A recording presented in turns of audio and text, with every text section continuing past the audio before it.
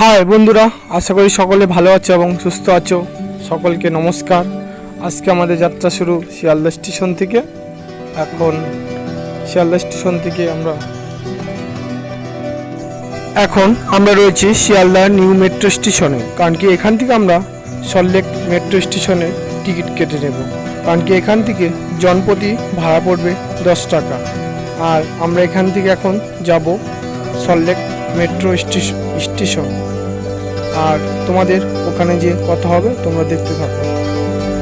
আমরা এখন রয়েছি সল্টলেক মেট্রো স্টেশনে। কারণ কি এখন আমরা মেট্রো স্টেশন থেকে বেরোচ্ছি। আর তোমরা গেট নম্বর এ দিয়ে বের হবে। কারণ কি গেট নম্বর এ দিয়ে বের হলে তোমাদের বাস ধরতে সুবিধা হবে। আমরা এখন গেট নম্বর এ দিয়ে বের হয়েছি। কারণ কি এখান থেকে আমরা বাস ধরবো বাইপাস ধাবা। কারণ কি মেন লোকেশন হচ্ছে বাইপাস ধাবা। বাইপাস ধাবার পাশেই রয়েছে। এখান থেকে আমরা বাইপাস ধাবার বাস ধরবো। কারণ কি এখান থেকে আমরা বাস পেয়ে যাব। আর 2 নম্বর লোকেশন হচ্ছে এখানে রয়েছে 2 number location Beleghata new metro station. কারণ কি তোমরা যদি বেলেঘাটা নিউ মেট্রো স্টেশনের পাশেও যদি আসো তাহলে তোমরা এখান থেকে 2 মিনিট বা 3 মিনিট পায়ে হাঁটার পর যে কাউকে বললি তোমরা যেতে পারবে। আর সামনে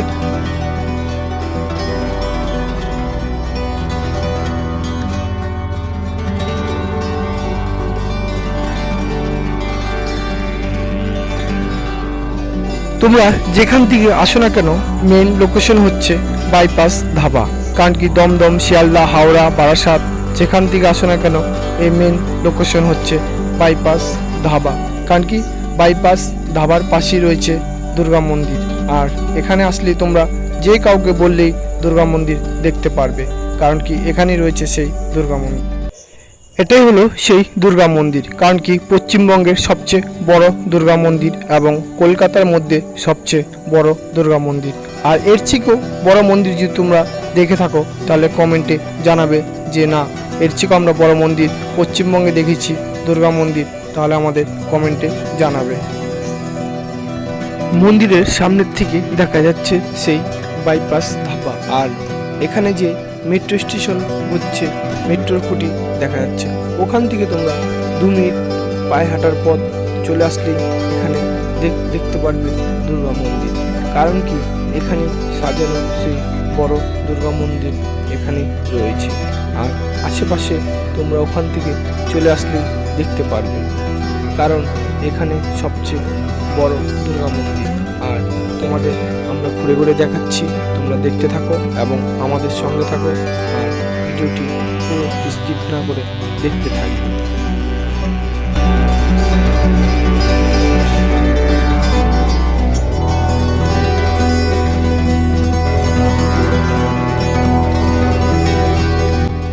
এই মন্দির সকাল 8টায় খোলা হয় এবং দুপুর 12টা পর্যন্ত খোলা থাকে এবং বিকেল শীতের সময় হলে 4টার থেকে আর গরমের সময় হলে 5টার থেকে রাত্রি 8টা অবধি খোলা থাকে।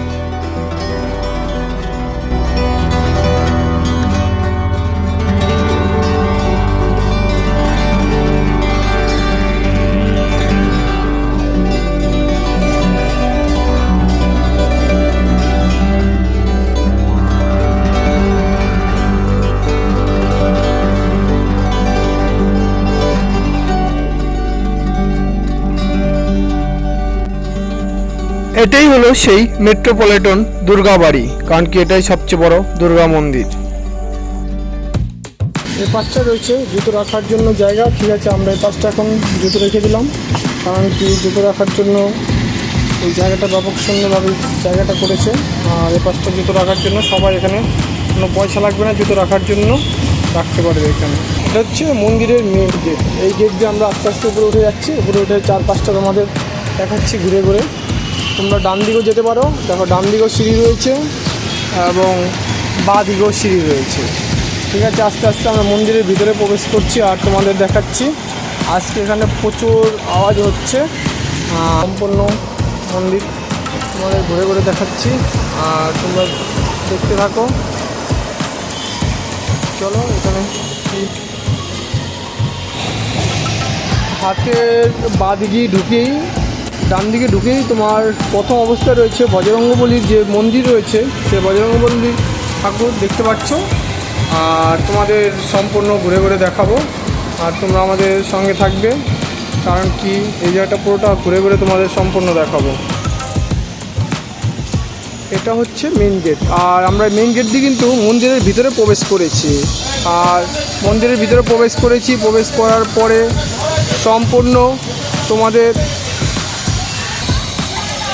এই পাশটা দেখতে পাচ্ছ, অনেক লোকজন আসছে আর সব ঘুরে ঘুরে দেখছে মন্দিরের ভিতরে।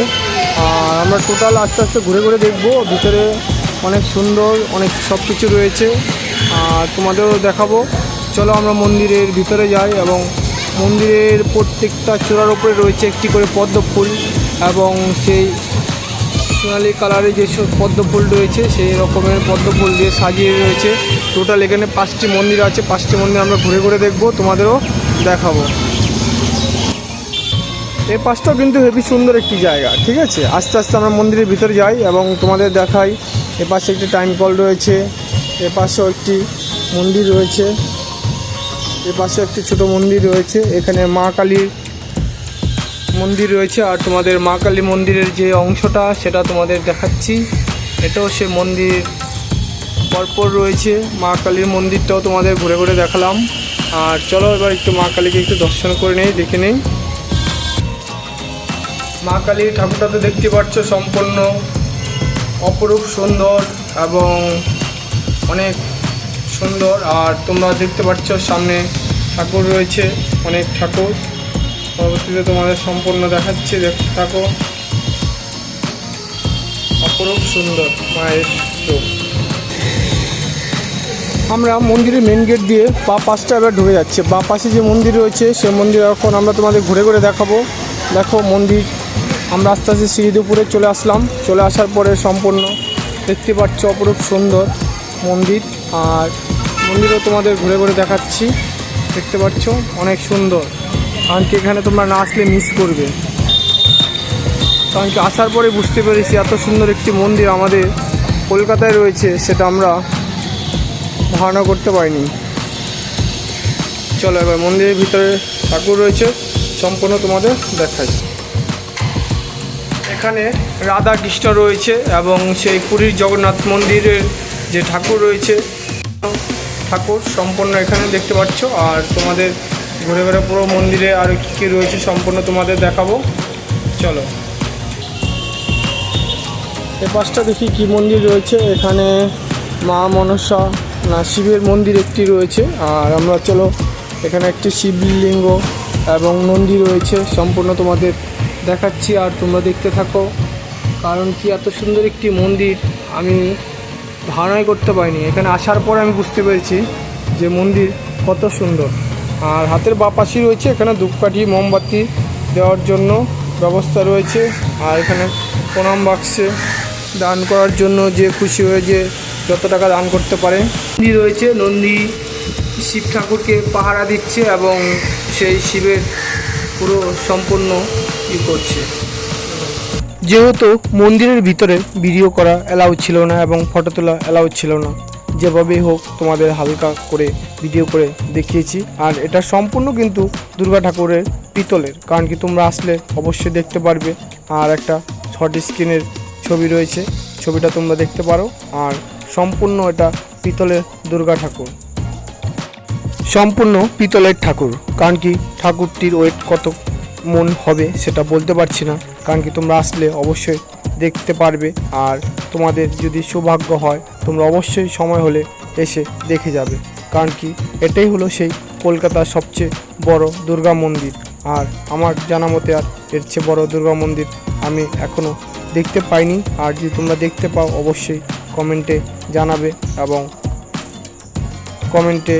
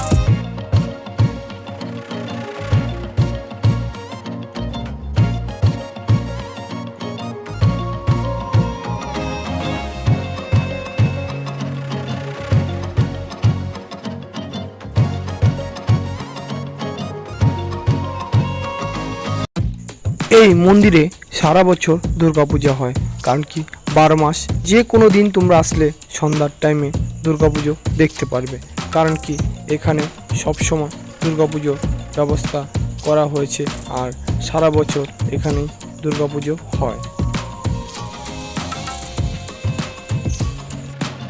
এখানে প্রতিদিন দুর্গাপূজা হয়, কারণ কি প্রতিদিন সন্ধ্যা আরতি হয় এবং দুর্গাপুজোর ব্যবস্থা করা হয়, কারণ কি তোমরা আসলে পরে প্রতিদিন যদি সন্ধ্যায় আসো তাহলে তোমরা দেখতে পারবে, কারণ কি 12 মাস এখানে দুর্গাপুজো করা হয়। আর অবশ্যই তোমরা আসবে দেখার জন্য আর অবশ্যই দেখবে এসে।